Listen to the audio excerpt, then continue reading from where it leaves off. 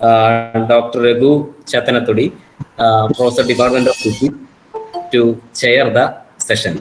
Please, sir. Hello, am I audible? Yes. Yes. I would like to thank Dr. Sujit, HOD of Chemistry, for having given me this wonderful opportunity to chair over this session of computational chemistry in the first of the webinar series arranged by the Department of Chemistry. And I would also like to congratulate the Department of Chemistry and their HOD for having come up with this very nice series of webinars. I suppose there will be a continual series of webinars this semester, which will be very useful for not only our students, but also several students from all over Calicut and Kerala. And this is one of the ways that we are trying to address the challenge posed by our very peculiar situation of COVID pandemic. And I think it's a laudable effort from the Department of Chemistry. My task today is to chair this session and also introduce Parameshwaran, who is a great friend and a very close collaborator. If not in work, in a lot of various other ways, we are involved in a lot of computational activities, setting up facilities for the users of NIT Calicut. I know him for quite some time now, ever since he joined this institute. Previous to that, Parameshwaran he did his PhD from University of Hyderabad, but he was also at the Indian Institute of Science. He worked with with well-known computational chemist, Professor E.D. Jemis. He was a research associate in IASC for some time, and later on he went for a postdoc to Marburg in Germany. He was a Humboldt Fellow there, and he followed that up with a short stay in Kyoto University before joining NIT Calicut. So his main research interests are in bonding and structure and computation of electronic structure and properties of molecules, and the possibility of designing or tailoring molecules to suit applications which are range of starting from all kinds of, even he's interested in materials also, which makes people in physics interact with him quite a bit. So there's a lot of interaction between the physics materials community and Dr. Parameshwaran. So he has a number of research publications as of today, and he has a lot of distinctions. He has been awarded the Alexander von Humboldt Fellowship, also the JSPS Fellow. He was also the DAD Exchange, DST DAD Exchange Fellow previously. And he has been, he has a very successful research group here in NIT Calicut with a lot of research facilities. Yes. Am I audible? You are, but I don't know about all others. Yes, Yes, sir. yes, Yes. Yes. You are Yes. audible. Okay. Yes. Thank Okay. you. Thank you. Yes, Thank sir. you. First of all, I thank you, Professor Raghu, for your quite long and kind introduction. It's quite long. And first, I would like to thank. Yeah. It is my pleasure, I said. Okay. Yeah. First of all, I thank our HOD, Dr. Sujit, for giving me this opportunity to present the first session of the webinar series. So thank you. without much delay, let me go to my presentation. What I understood that there are quite a number of participants. Now I think total number of participants is 142 or so, and out of which I'm sure that so many people are from outside NIT Calicut. Okay, let me share my slide. Okay.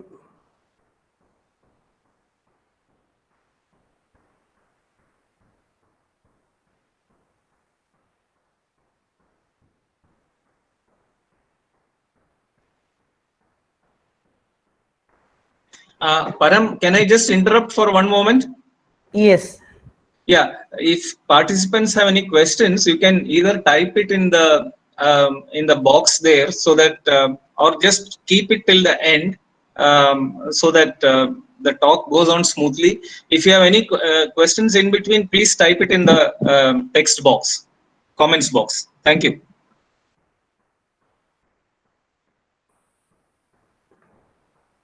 I hope all of you are seeing the presentation window, right? Yes, we can see. Okay. So as the first session, the title is Computation Chemistry, What and How.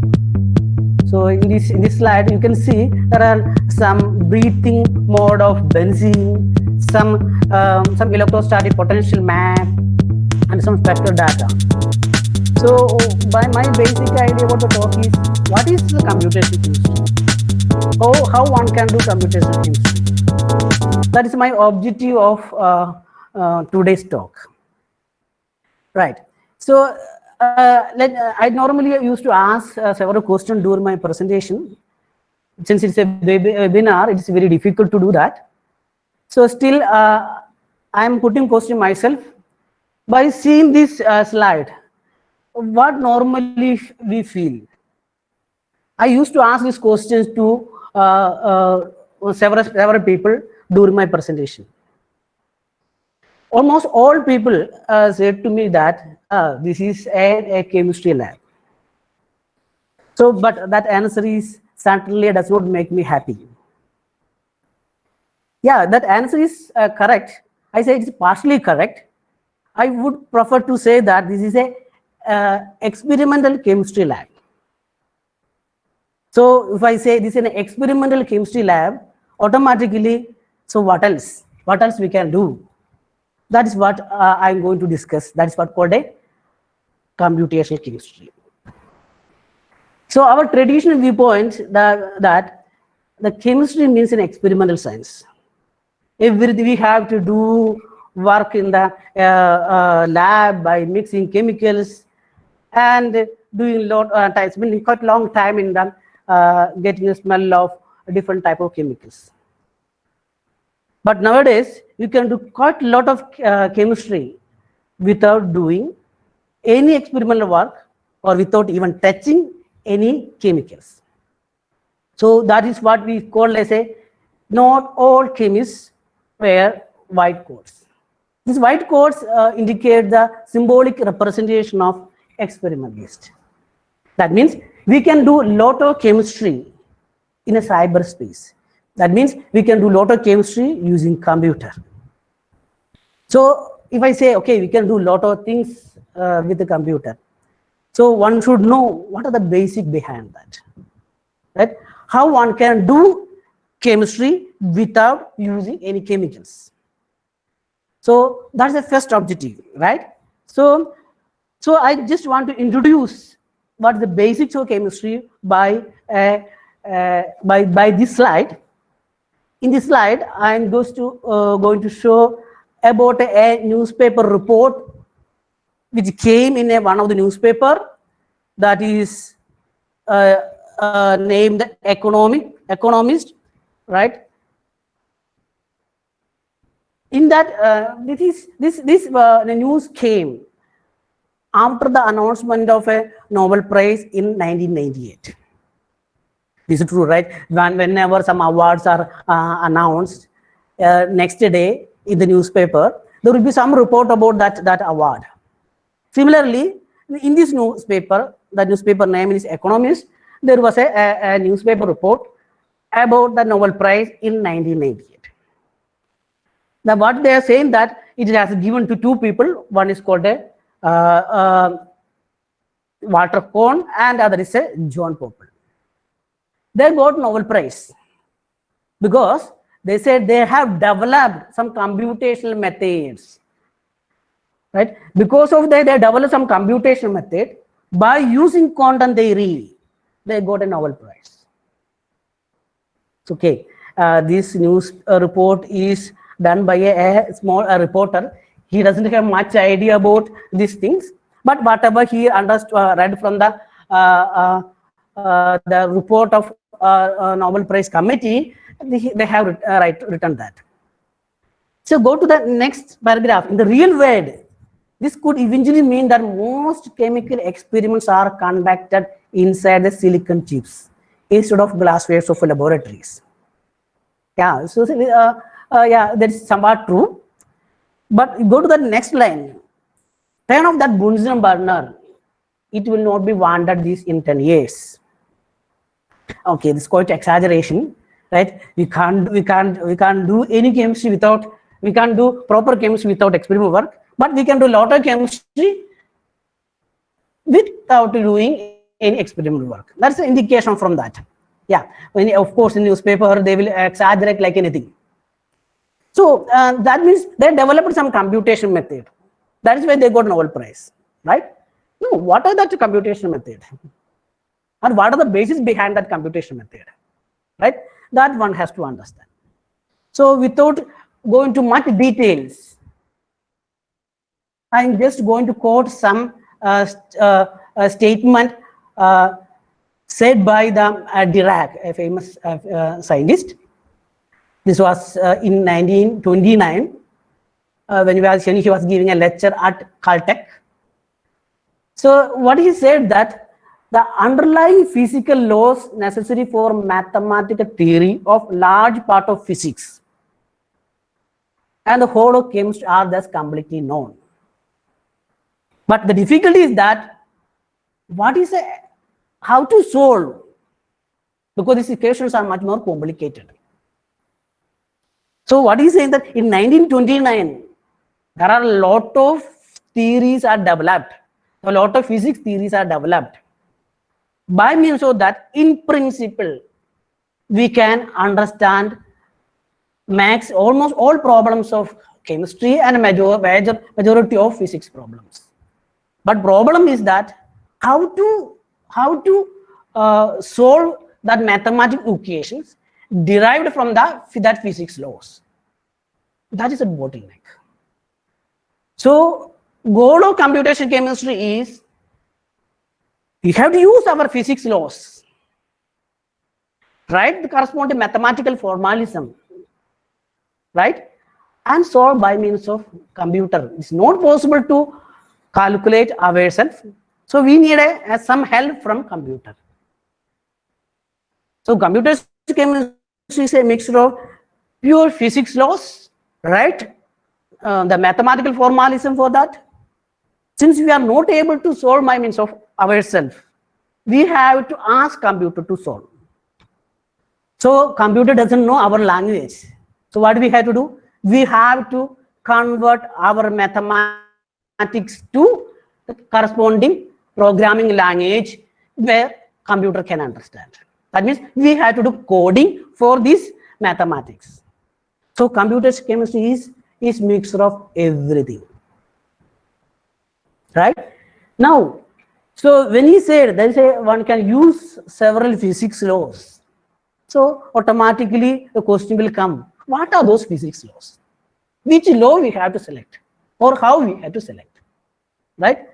So broadly, I'm classifying the entire physics laws for computation chemistry perspective into two groups. One, which developed by Sir Isaac Newton. Second, which developed by Schrodinger. Of course, there are a lot of modification. I'm talking about the basic expression, right? So what is the basic expression for the Newton? F is equal to ma. Force is equal to mass into acceleration, right? But what is the basic equation which Schrodinger developed? Nothing but a Schrodinger equation. So what is called H psi is equal to E psi. So I said the entire law, physics laws I am going to divide into two categories. One developed by the Newton, that is called a classical mechanics. Second one is called a quantum mechanics. If you are going to study about a system, the size is the important factor which is going to decide which physics laws you have to select, which mechanics you are going to select. If size of the object is really, really big, we apply classical mechanics laws to solve that concerned problem. But on the other hand, if the size of the object which you are dealing, like very small, like electron or hydrogen atom, right, or some vibrations, then you can't use our classical mechanics laws. Rather, we have to use quantum mechanics laws, right? So we have to select the physics laws. So we can select the physics law based on the size of the object, right? Suppose if we are going to study about the interaction of benzene molecule, right? The size of the benzene molecule rather really big. This simple interaction in a what's called a glass bowl, or how that's going to interact, we can use a classical mechanics laws. Then suppose if you are going to understand how a nucleophilic or electrophilic substitution reaction is going to happen, maybe SN2 reaction or some electrophilic substitution reaction like bromination reaction, then there involves some motion of electron. There involves the movement of electron, which we have to deal with a very small or minute particle. There we have to use our quantum mechanics laws. So size is the bottleneck to decide which laws you have to select. Right. Now I am going to explain that one a little more elaborately, right? Without using much equation. Right? What are the basic concept? Here I have shown a slide about Mangalyaan. It's called a Mars Orbiter mission. Right? Of course, this is our mission, India's mission. This I have taken from ISRO website because there was a Chandrayaan mission, but somehow that is failed. So if it was fine, I would have taken that picture. So the basic idea is that this is a complete trajectory of Mangalyaan, right? It's launched. Our Mangalyaan launched from the Earth atmosphere on I think November 5th of 2013. It made 7 rising altitude of revolution around the Earth. On 1st December 2013, it started its journey from Earth atmosphere and passed through this green trajectory and reached to the Mars on 24th September 2014. When it was launched from the Earth atmosphere, right, the Mars position was here. When it reached the Mars atmosphere, the Earth position is here. This blue corresponds to the Earth orbit, and this color, this orange color, corresponds to Mars orbit. How do you predict exactly? As we predefined way, it could reach on 24th September 2014 after several months of travel. During the third revolution path around the Earth, because the fuel is not banned properly, so the trajectory was not proper. So the scientists could burn sufficient fuel to make the trajectory proper. That everything we could do by sitting in India. How that is possible? What laws may be used there? Right? Here we know how much energy is required to move the object from one position to another position. Right? So we know the position of this object as well as the velocity of this moving body each and every moment of time.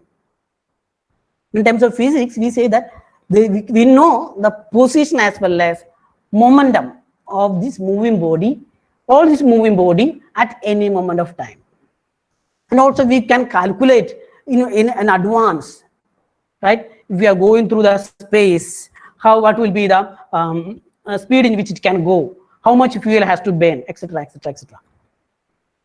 Simply, the classical mechanics and its modifications are used for this Mangalyaan mission. The basic idea of this classical mechanics is that we know the position as well as momentum at any moment of time. That means there is a certainty about the position and momentum. This is the basic concept of classical mechanics, right? So when you go for a quantum mechanics, it is certainly different. It is based on probability, right? By this picture, probably I can explain to you what is the probability means. This is one of the famous experiment. It's called a Schrodinger's cat. The basic idea is that we have a black box. In that black box, we are going to keep a cat, live cat. This is the picture corresponding to that. And we are going to close that black box.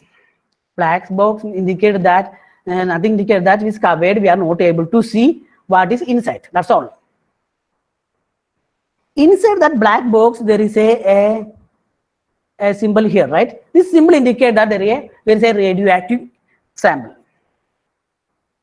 It's not a symbol for the exhaust fan. Okay. So there is a radioactive sample is there. The radioactive sample release radioactive rays. Right? Once the radioactive rays comes out from this radioactive sample, there is a sensor which is going to detect that radioactive rays. Once the sensor detects this radioactive rays, this machine is going to switch on. This machine is very simple.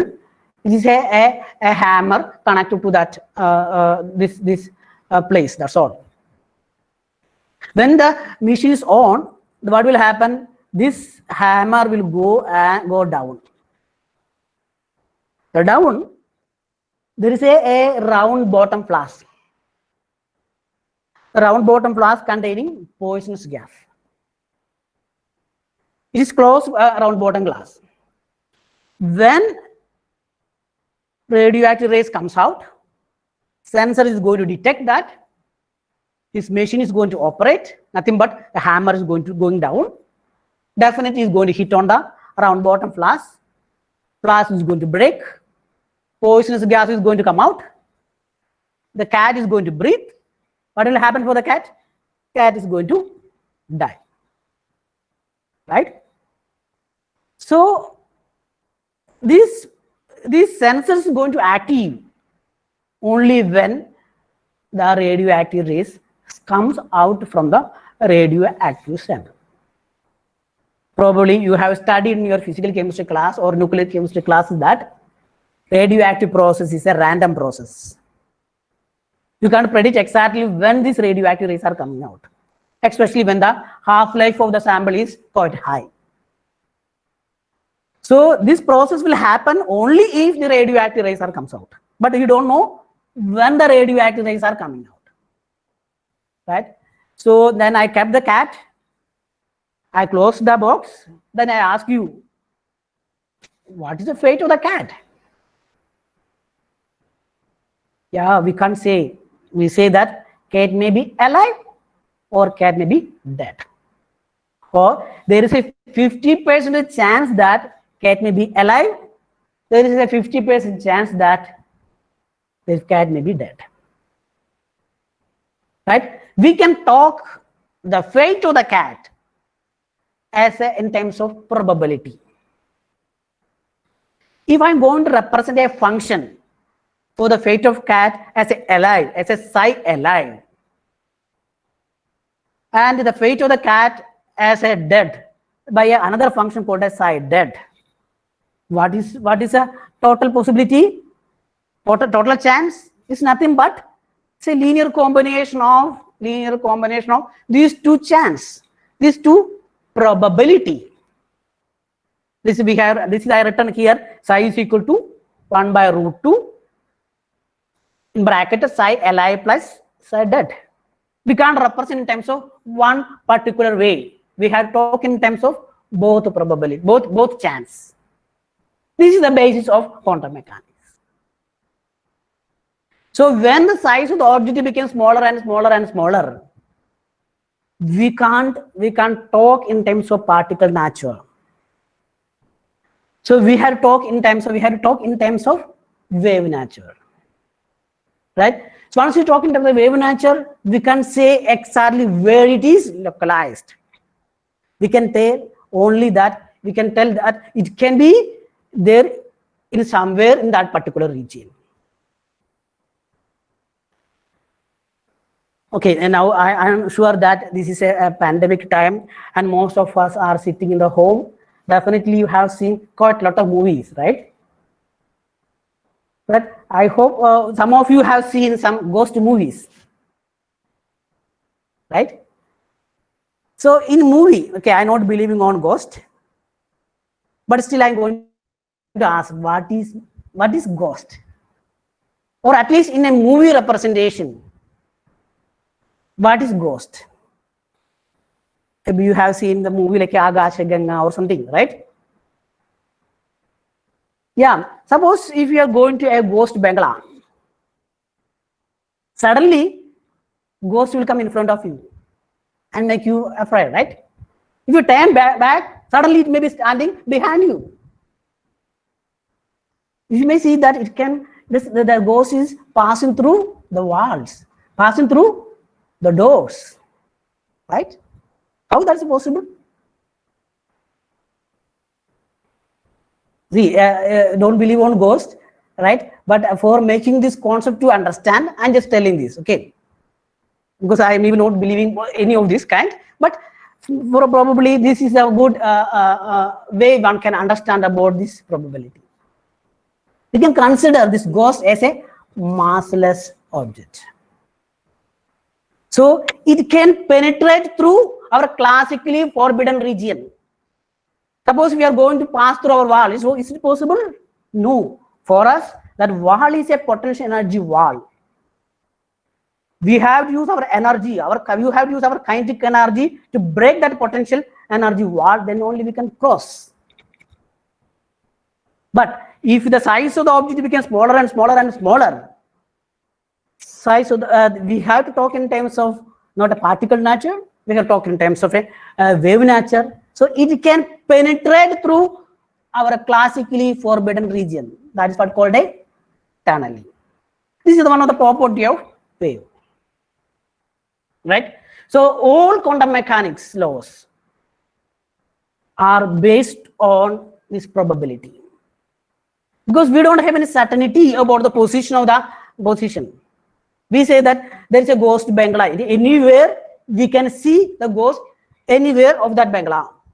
Similarly, if the size of the object becomes smaller and smaller, we can't say the exact position of the electron.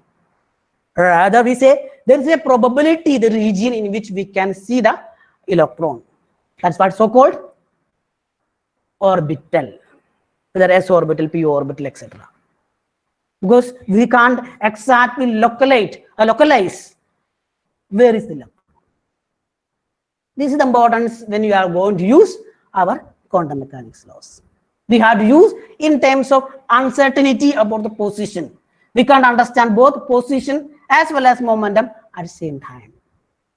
This is the basics of quantum mechanics laws. So same thing I just represent in terms of another cartoon picture. So in a classical world, that means really object is really big. Suppose if I went to see a lion in a zoo, if that means the lion inside a cage, definitely the lion never can come and catch you. Let's assume that the same thing existing in a quantum world, right? And if you are going to represent terms of wave, certainly this lion can tunnel through this classically forbidden region and catch you, right? So here there is a certainty, here is an uncertainty. Here talking in terms of here we are talking in terms of probability, right? So this will happen. The quantum mechanics laws we have to apply when size of the object is very small. So we have talked in terms of wave nature, we have talked in terms of probability. Now, how do we when the wave nature is going to start, right? So for that we have to understand about the matter wave. There is a very famous principle. This is called a de Broglie relationship, saying that there is a, for any matter there will be a wave associated with that, right? So this is one of the I think one of the latest double slit experiment, right, which can understand which indicates, which shows the duality of a matter wave, that means particle nature as well as wave nature. Okay, this is done by a Hitachi company in 1989. I'll show you that video. Please watch that video. Basically there is an electron source here. It passing through a double slit, and the detector is detecting, and it is showing in the computer screen. Okay, that's the basic experimental setup. Okay, so now let's see what we are seeing. Now we are looking at the detector plane on the monitor. They are passing electrons throughout. These spots indicate individual electrons. Electrons are sent out only occasionally. Therefore, the chance of finding one electron so when it's falling on the detector, we can identify the position of each electron. Since electrons are detected now one by one, they are passing electron for quite long time. That each electron must let's see what happens. Random on either side of the pi boson, thus creating a uniform distribution without any interference when accumulated. Under such condition, do electrons form a uniform distribution? But look, we begin to see some fringes in the perpendicular direction that looks like interference fringes. Since this experiment lasted for more than 30 minutes, I have sped the movie up. Interference fringes are now clearly visible. Yes. What we are seeing? We could see the position of each electron where it is falling. When we are passing the electrons for more than 30 minutes, there we could see that there are certain position, the number of electrons are more, there are certain positions less. What we got is an interference pattern. That means the most important point is that we could detect, because there is an experiment set in which they could detect the position of each electron exactly. But the total pattern which you got, the path in which you followed, and where it's going to fall are different. Because that means there is a particle, because since you are going to identify each position, that means we could identify the position, means the particle nature is evident. The total pattern indicates that it is a wave nature. So there is a duality. It has a both property, right? That is what I understood from this experiment. Now, if you increase the size of the object, this wave nature became very, very small. And similarly, that is why there's a famous relationship. It's called a de Broglie relationship. Lambda is equal to h by p. P is nothing but momentum. That's nothing but mass into velocity. If mass is becoming larger and larger, wavelength associated with any matter will be less. Right?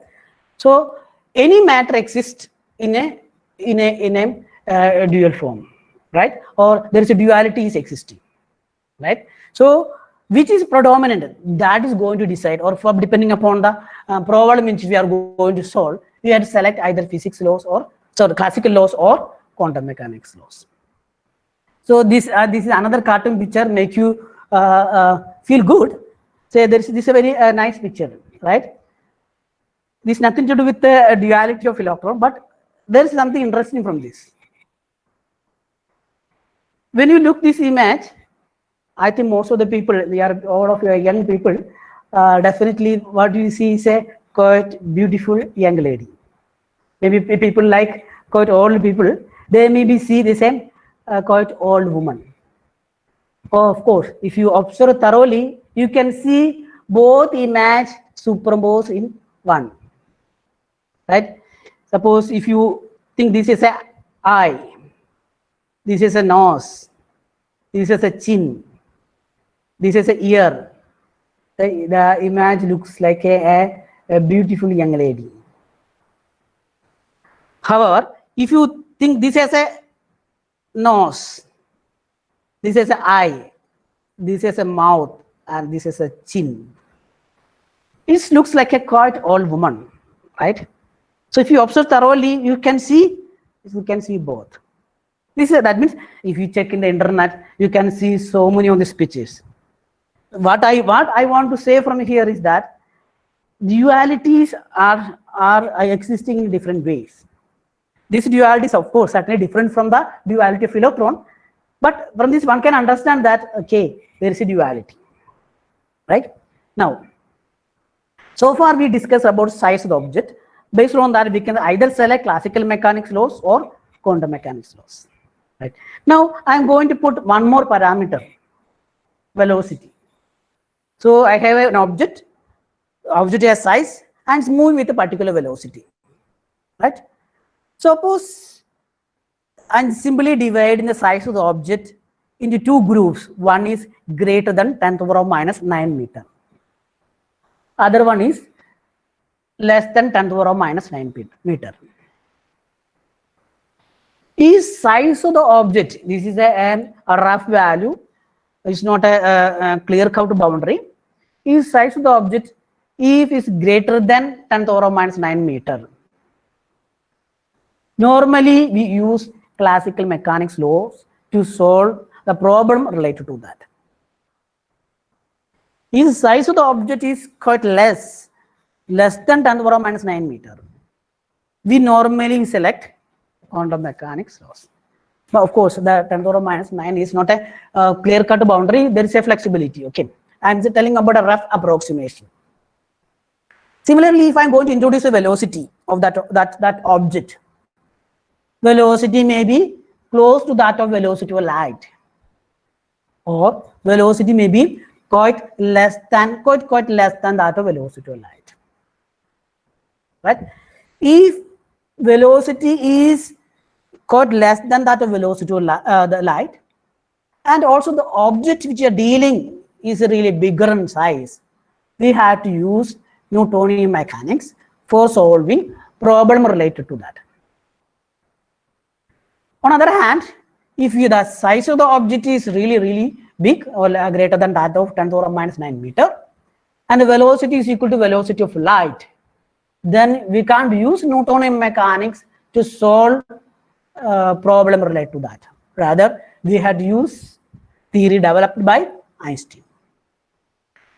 Similarly, if you go to the size of the object is really smaller than that of 10 to the power minus 9 meter, and the velocity is much smaller than that of velocity of light, we normally use Schrodinger equation to solve the problem related to that. If size of the object is really small and velocity is equal to velocity of light, then we can't use Schrodinger equation. We have to use a modified Schrodinger equation called a Dirac equation to solve problem related to that. So depending on the size and the velocity, we can select one particular laws, one set of laws based on this classifications. Of course, beside when the velocity of the object is close to velocity of light, we say that it's called a relativistic effect will be there. Other one will be non-relativistic. And the top portion is a highly deterministic. We know the position and the momentum accurately at any moment of time. The lower portion, we have where we had always talk in terms of probability. So you have to understand which problem you are going to solve. So first you have to select what is the object which you are going to study. First, you understand what is the size of the object. And then second, you have to understand what is the velocity in which it is moving. Based on that, we have to select one of these laws. Suppose you want to study about the movement of 1s electron in uranium atom. I'm talking about 1s electron, right? So it is close to nucleus. Uranium has a very high charge. So the movement of electron will be much higher, close to velocity of light. So we can't use Schrodinger equation to understand the behavior of 1s electron in uranium atom. You have used Dirac equations. Suppose if you want to understand about the movement of a benzene molecule in a tube, or maybe a nanotube, you can simply use Newton's laws. That's enough, right? So based on the problem with your hand, you have to select, right? Now, one more thing which I want to say, that so there is a two classification I said. One is called a classical mechanics laws, other is called a quantum mechanics laws.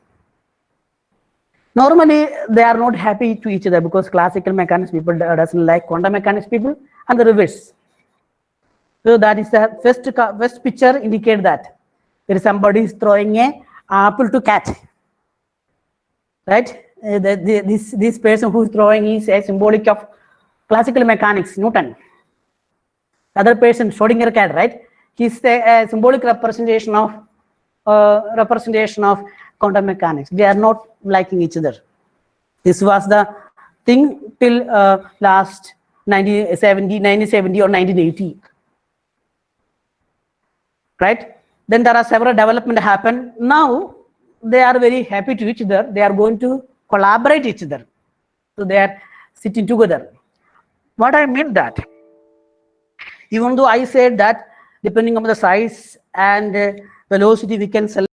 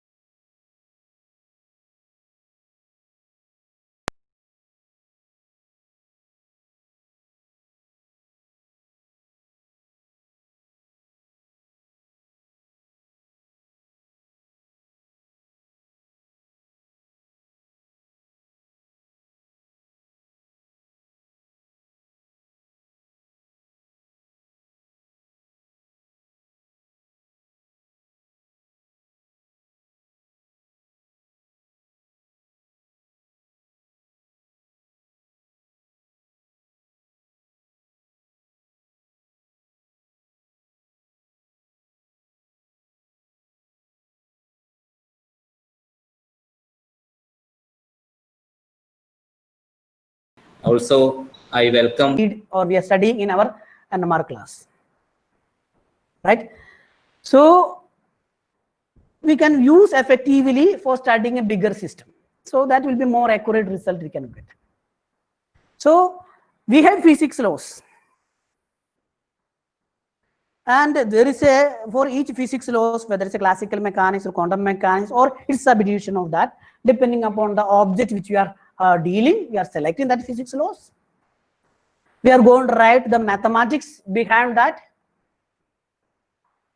And of course, we can't solve by means of ourselves using our pen and paper.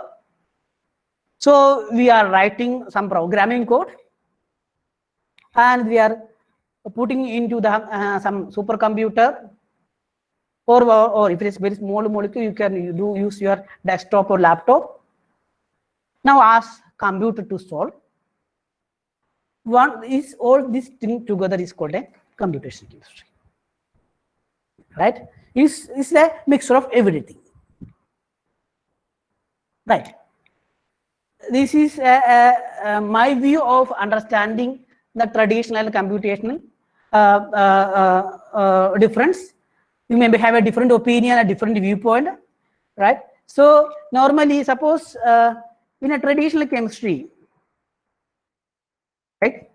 If you want to make a drug molecule for certain things, certain disease, what we do normally that we studied about the that particular disease very thoroughly. Then, based on the literature knowledge, we are thinking that okay, that these are the set of molecules may be very good for the treatment of that particular disease. Maybe you can think about our corona, right? Because for that you have to understand about the protein, etc., about the virus, coronavirus, etc. Okay. And now what we are thinking about a set of molecules. We are thinking that those molecules may be a good target for this treatment. So then we are going to go to the lab, making and synthesizing these molecules. Once we synthesize, let's say 100 molecules, we are now studying its property and reactivity, whether it's binding with the protein, binding with this particular protein, disease protein, whether binding with the other proteins. All the studies we are doing in the lab. Then after this clinical trials and all these trials, and found that okay, this molecule may be a good for the treatment because it has no side effect. It's effectively killing particular whatever disease, etc. I think this is one of the traditional view for synthesizing a drug molecules. Similarly for any other application, okay, any other applications. When you came for a computation perspective, same thing we are doing. Only one thing is that we never say we are going to design a system.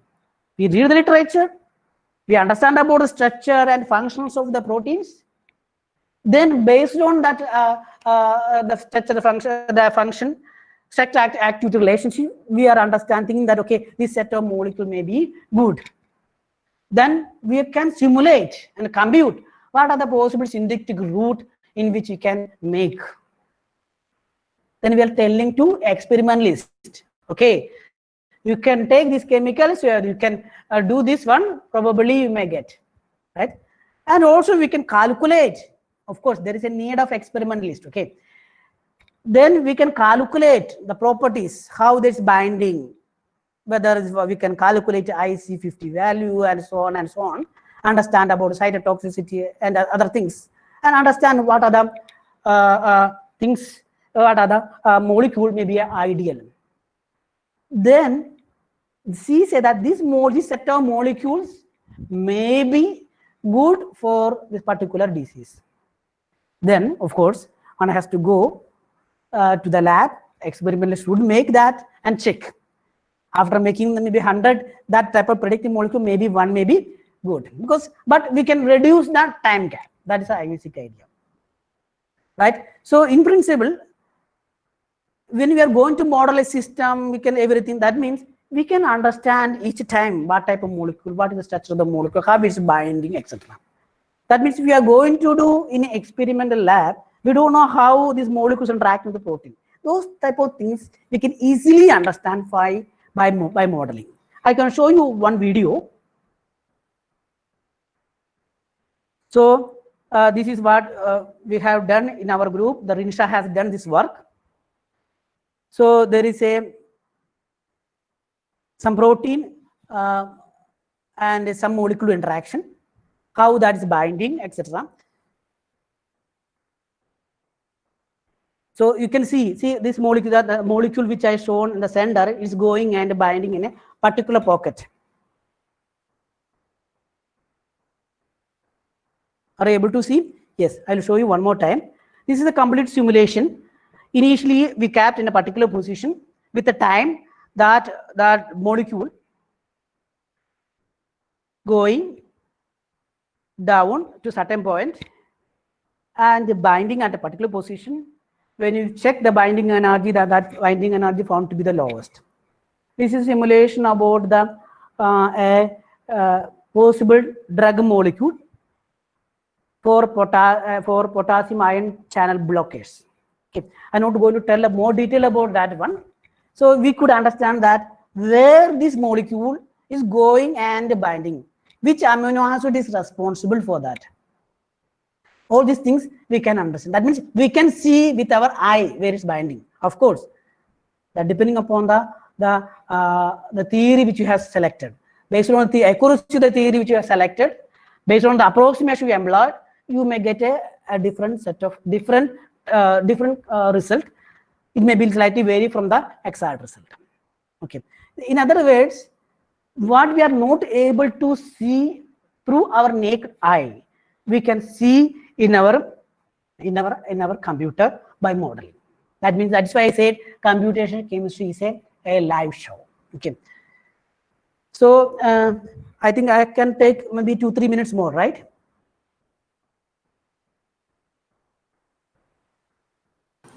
You can take time, no problem. Okay.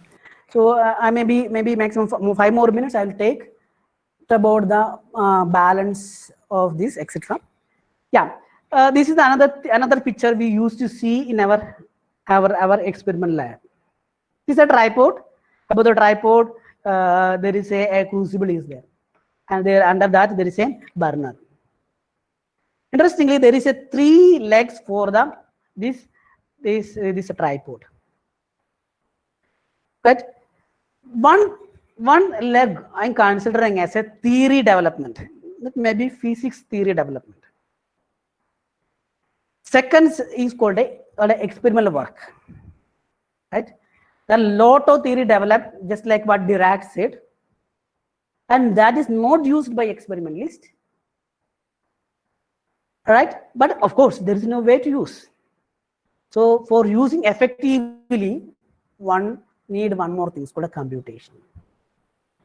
That means just like a tripod, to get a proper balance for the scientific work, there is a need of theory development, there is need of experimental work, and experimentalist and theory people should collaborate and do discuss and say that, okay, I have this problem and how to solve this. For that, we need a pure computational people. They may help for solving the problem by selecting appropriate theory and by using computer. Right? In earlier days, there was a lot of theory developed, but nobody was using. Lot of experimental works are done, but there are some of them are getting failure. Was not proper. They could not give a proper explanation. So it is not able to use for a particular purpose. So once this computations came in between, all of them are going to tie together. Now there is an effective collaboration between experimentalists and theory people through computational work. That is the need of the day, need of the hour. So for promoting that, this picture I have taken from a Nobel Prize website. in this Nobel Prize website, after announcing Nobel Prize in 2013, this picture is uploaded. By looking on this picture, there are two important things. A person who's doing experimental work, other person, he's standing and doing experimental work, other lazy fellow, sitting and doing some computational work. So if you look thoroughly to this picture, which direction steps are going up? Yeah, you can say that, oh, this experiment is sitting on the top, he's sitting down, going, climbing steps, and reaching here. There are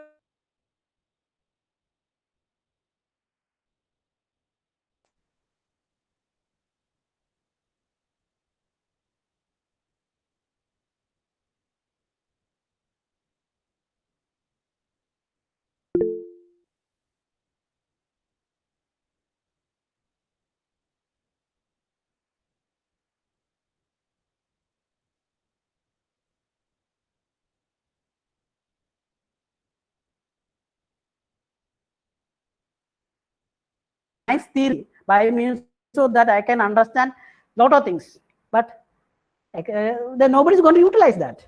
What is the use of that? If there is any theory which is developed without any use, that theory is waste. Any chemical which is synthesized in the lab without any use, that also waste. Right? So mutual collaboration between experimentalists and theory people through computation people is required. This cartoon is put in the website of Nobel Prize link for promoting this one, right? So one has to throw about our egos. That's what indication, right? So these are the basic things which is about the computational chemistry, and we can use this computational chemistry for solving chemical problems, structure, bonding, reactivity, reaction mechanism, properties of molecules, solids, biomolecules, whatever you want. But of course, we can't use all the theories as it is. We have to employ several approximations. Once we employ several approximations, then only we can effectively use these laws. Accordingly, the accuracy of the result which you are getting will vary. Okay, of course, I'm not going to discuss in depth about that. Of course, I put more slides on that, but I'm just ignoring. So, in principle, what the computational chemistry means, I'm talking in terms of chemistry perspective, that we have to take physics laws, had to understand about mathematics, write the programming code, find out and solve by means of computer what are the chemical problems. Okay, so this is I try to give an overview of this computational chemistry without writing and telling any mathematics behind that, based on only purely concept, a simple concept which you know already, or you forgot, or we studied already, and maybe you forgot about that, right? It's nothing new laws which we have to learn. Or of course, one has to understand a little bit about physics, a little bit about mathematics, and of course, a little bit about the computer. Then you can do quite a lot of things. As I showed in the first picture, it may be a vibrational motion of the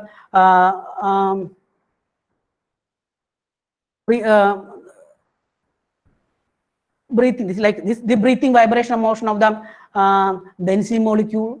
Some electron density distribution from there we can understand that it may be nucleophilic or electrophilic, or some spectral data we can understand. All these things we can predict. Okay, so these are the main applications of the computational chemistry, right? I have not said any specific application. I hope you would get some idea about the computational chemistry. If you have any questions, you can ask me. I'm happy to answer if I know.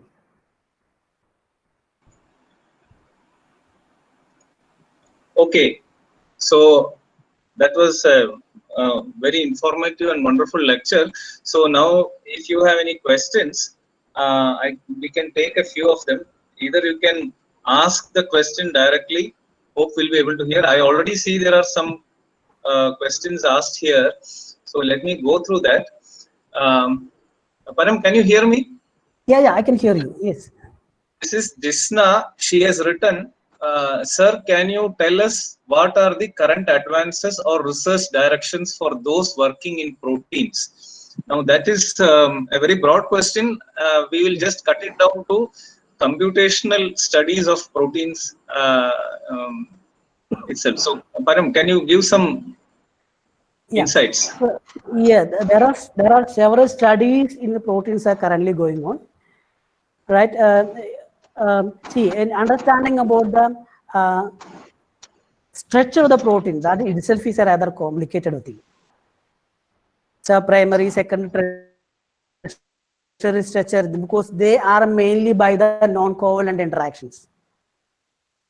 As per my understanding, still the proper protein structure and the conformational changes are not been solved yet, right? If you understand, because for that understanding that, you have to understand minute interaction between each atom. That's a challenging task. But if you understand, you can understand about certainly some specific interaction of a certain kind of molecule with a certain protein. For example, we were trying to understand how potassium ions are moving in a potassium ion channel, and what are the amino acids responsible for that, right? Similarly, there are a set of things in the drug discovery part and the conformational part, structural part. There are so many things are there. I think I could give a broad answer for that question, I think. Yeah. She has one more question. What kind of computational tools are currently needed in the area of proteins?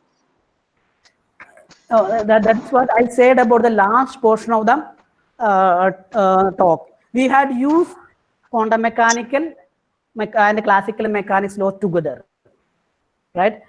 So if you understand about the some protein movement, etc., then we can use the classical mechanics laws. But most advanced one currently is a QEM-MM method. It's called a quantum mechanical molecular mechanics method. It has two different types. One is called the additive approach, other called a subtractive approach. This additive approach is developed by several scientists were there. One of the person is called a Keiji Morokuma, where I have done my postdoctoral work. So that's one of the advanced one, quantum mechanical molecular mechanics approach, both together. I hope you got some idea, right? Okay. So now Sunil Kumar has a question. How much is the matching between computer-aided drug design and experimental drug design? No, this is a very important question. So as per my understanding, the computational peoples are giving a set of molecules and calculating and predicting. I think 99% case is not we are not able to get a proper drug molecule. But I heard somewhere that there is one drug molecule is now is going to come up based on the computational studies. But only one thing definitely one can do. We can reduce the time. Okay, we can screen a set of molecule by means of computer, and we can tell the experimentalist to synthesize only those molecules. Yeah, primarily it gives important and breakthrough insights into the kind of experiments that you should do, rather than search in a very large set of possibilities of experiments. You will be more focused on a particular kind of area of experiments. One more thing is that complete modeling of drug design, that means protein, etc., in the particular environment is still not possible.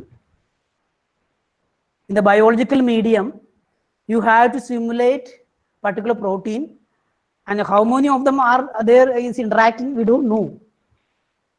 Right? So complete modeling is still there is a problem. Yeah. So there are more questions on protein interactions. This Sharon is asking which all physicochemical factors must be considered when computationally dealing with protein-protein interaction. Okay, almost all physicochemical properties related to a drug one has to consider, right? Starting from structure. First point is structure, right? Then is binding, then binding site, electrophilic site, nucleophilic site, then what you call it, cytotoxicity, IC50 value, everything we have to consider. There's nothing that we can exclude, right? Everything we have to consider. Okay, Subhash has a very difficult question here.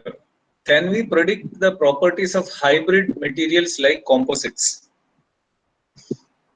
Okay, and probably you may be knowing one faculty, Nishant, from IIT Kanpur is trying to model composites through classical mechanics. Okay, but the problem is that no, the composite, can you predict where are these each atoms localized? What are the molecules involved in it? If you know the coordinate of each atom, in principle, you can model it. Since you don't know the what are the molecules, what are the where it's localized, it's very difficult. You can think of some structure, and we can calculate some portion of that structure. That is possible, but complete unknown. Maybe you know the what are the composition, how they are going to bind. If you don't know, it's very difficult. I can tell you one. I can tell you one thing. There is one scientist in a Kyoto University. He studied the melting of ice. Melting of ice. He took 2 years to study that. Melting of ice. Simple is very simple, right? Only water molecules are there. All of them are bound to the hydrogen bond. And we have to understand with the time how this is happening, as well as functional temperature. And he got a very nice paper in Science. I think it is published in 2008 or 9. Yeah, because number of variables is quite important. Okay, Param. So there is a very practical question, Dr. Ramesh. Which computer softwares are required for doing research on computational chemistry? Which can you repeat the question? Which computer softwares are required for doing research on computational chemistry? That depends on what type of calculation you are going to do, as well as what type of molecules you are going to deal. Suppose if you want to study about the electrophilic aromatic substitution reaction, simply you can use a Gaussian software. But if you want to study about the interaction of some molecules with on the surface of a graphene, I don't think Gaussian is not a good choice. Probably you have to use WASP or LAMP or etc. Depending upon the problem, you have to select the software. Yeah, it also depends on your resources. There are also free codes which are available, as well as if you have money, you can buy things like Gaussian or ADF.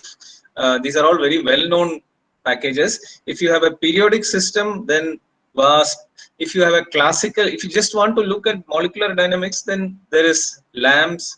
I think GROMACS also does classical MD, right, Param? Yes. GROMACS does. Yes.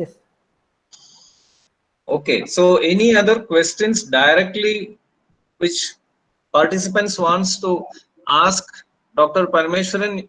You are welcome to ask now. Yeah. Param, I am Unnikrishnan. Can I have a question? Yes, sir. certainly, sir.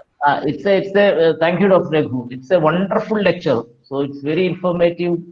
so that one is pushed into computational chemistry wonderfully. Thank you, sir. So Thank you. I had one question early, but that was asked by the students. So that is solved. The question was about the differentiation between the approaches in the computations of small molecules and macromolecules. That you have answered pretty well. My Okay, thank you. second question is a very general question. So Okay. how do we confirm that the input parameters are sufficient enough to get a realistic solution? Is it a random or process, or there is an optimization procedure? And what are the flexibilities offered by the Gaussian software for it? Yeah, sir. No, suppose if you want to study about some particular reaction in a particular solvent, right? So Yeah. we have to, now we know the what is a reaction. Okay, suppose Yeah. some reaction in a DMSO solvent. Right. So we have to incorporate solvent model. We can't do gas phase calculation. Okay. Default it will be gas phase calculation. There will be certain keywords. So by means of that we can incorporate solvent. Okay. And there is certain ways in which we can keep temperature. Okay. We can use if we have going to study dynamics, we can keep for particular long time. Maybe reaction if it's slow, it will take quite long time to a reaction. So simulation time also will be quite long. So that means depending upon the reaction, what are the parameters are important. Based on that we have to select. There are several options are there. That depending upon the problem faced by the experimentalist, and he or she has to explain what are their experimental conditions. Yeah. But how do we confirm that those are sufficient? No, but for the experimental work, what are the things we are doing? We know, right? We try to incorporate the maximum. We are trying to incorporate the maximum. Okay. And they compare with some experimental value if it is available. Okay. It is totally different. There is no experimental report, previous experimental report. There is always we had to study at a different level of theories and see there is not much variation. Okay. So that's actually a random trial process. This is systematic optimization is required. Systematic optimization. Thank you, Bharan. Thank you very much. Okay. Any other questions? Participants? Students? Any other questions?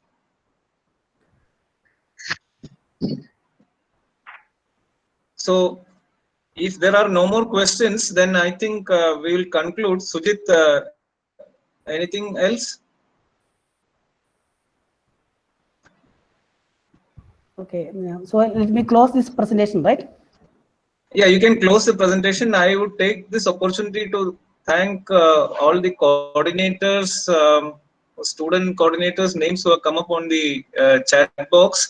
Also the Department of Chemistry, actually Dr. Sujit, for organizing this wonderful lecture. And I hope this initiative will continue, and I wish all success. Now I will hand over to Sujit to close the entire proceedings. Thank you.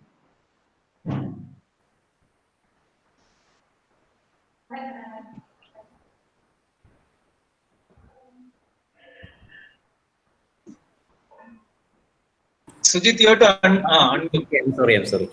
It was a great response from the participants.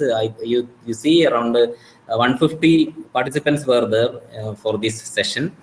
So it was a very interesting session. So Parameswaran did it in a very simple way. That is the very important thing we have to highlight. If we want, we can have some much higher thing also about this computational chemistry. Now it is a very simple way he has taken very fundamentally.